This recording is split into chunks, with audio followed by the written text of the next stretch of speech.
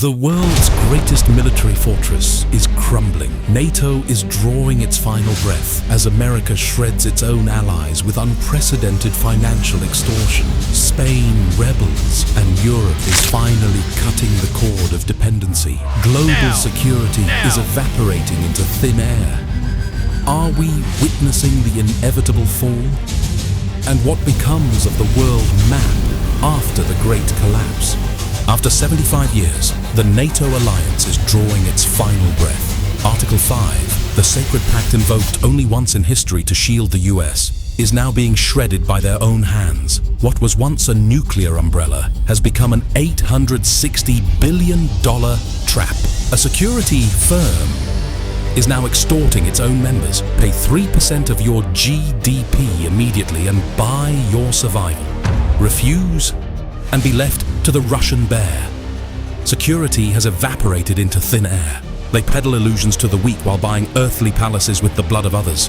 Billions vanish overnight. Sums that could feed an entire continent are instead used to forge the daggers of betrayal. United States of America, first, and to hell with the rest. This is how treaties are crushed. The danger isn't at the gates, it's exploding from within. The safety valve has become the bomb. Yesterday's allies are today's victims. How did the beast come to swallow its neighbors? Our sacred honor is at stake. And the fact that you occasionally hear something from a presidential candidate or the other party, it's nothing should be taken seriously, because I don't even think he understands what Article 5 is. The answer lies beneath the Arctic ice. Trump craves Greenland, 2 million square kilometers of frozen earth, home to just 57,000 souls. It is a massive icebound aircraft carrier, a titan's hoard of rare earth minerals. Denmark refuses this absurdity with honor, and American retribution strikes like lightning. A quiet siege begins to choke Copenhagen. The mask of democracy falls, revealing the true heinous face of the colonizer. US is consuming the assets of others, and even Canada, the closest neighbor, is not spared. The world's longest peaceful border is being torn apart. A founding partner is led to the guillotine. Tariffs hang Ottawa by the neck, and sovereignty is sold in broad daylight. Personal attacks shatter leadership. The age of Canadian innocence is dead. Security is now a bargaining chip. Extortion is the official policy. Terror sweeps through the Baltics. A spider's web of influence strangles the neighborhood. Extortion tears across both sides of the Atlantic. Who will dare to rebel? We had one laggard. It was Spain. Spain. You have to call them and find why are they a laggard. And they're doing well too. You know, the funny thing, because of a lot of the things we've done, they're doing fine. They have no excuse not to do this, but that's all right. Maybe you should throw them out of NATO, frankly.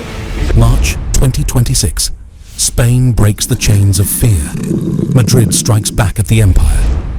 It recalls its ambassador from Tel Aviv and openly denounces the genocide in Gaza.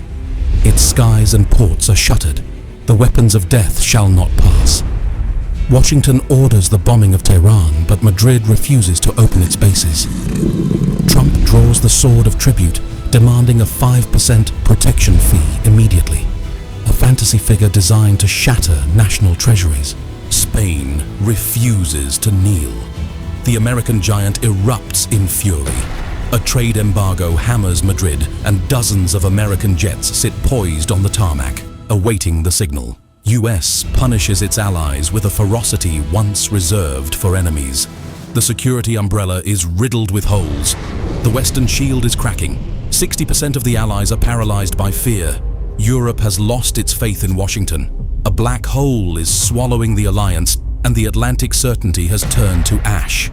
Paris declares brain death. Macron calls for a sovereign army. Independence is no longer a choice, it is an existential necessity. Berlin flings open its armory as Germany marks its turning point. An independent European army is born, a painful labor for a costly freedom. But stepping out from the American shadow is a bloody affair. Poland dances on a tightrope, buying the favor of the master in the White House. Meanwhile, London bleeds alone. Brexit clipped Britain's wings, leaving it a captive to Trumpian extortion. It begs for humiliating trade deals, trembling at the prospect of a security collapse. London is paying the ultimate price for its isolation. The Western tent is tearing from the inside. The Atlantic body is consuming itself. Blood is flowing, even without a war.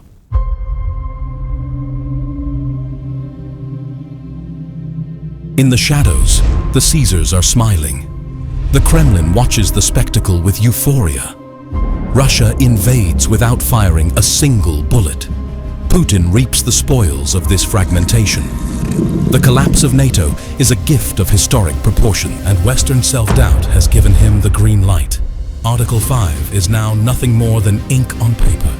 Eastern Europe is up for grabs. The Chinese dragon stretches its limbs, swallowing the economies of a panicked continent. Beijing presents itself as the rational partner against the madness of the White House. The greatest alliance in history is in its death throes. NATO is hanging itself. The prey has walked willingly into the slaughterhouse. Europe faces two terrifying choices, both dripping with blood: humiliating submission to Washington's extortion, an independence that will cost trillions. Decades of trust have been shattered. The fortress is falling from within, not by the cannons of Eastern enemies, but by the recklessness of its own commander. The castle fell because the sentry betrayed it. The end of history is being rewritten today, and the guillotine awaits every neck. This fall is more than a political calculation. It is a vision that transcends time. The thinker Imran Hossein cracked this code early on.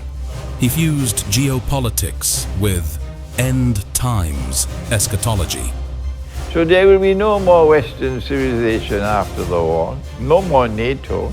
The result? An absolute certainty. The Western alliance is destined to vanish. NATO will not go peacefully. It will perish in a great war that incinerates its legend. Western hegemony is gasping its final breath. The internal strife and the collapse of trust we see today are merely the smoke before the great explosion. The great battle is coming, and NATO is the fuel. This catastrophe was foretold 3 decades ago. In 1993, the writer Abdul Salam al-Harras, writing for Al-Mujtama magazine, issued a chilling prophecy. The Islamic world does not die. It is the West that is in its death throes. He argued that Western civilization is decaying. An American collapse was imminent, and Europe would be too fractured to unite.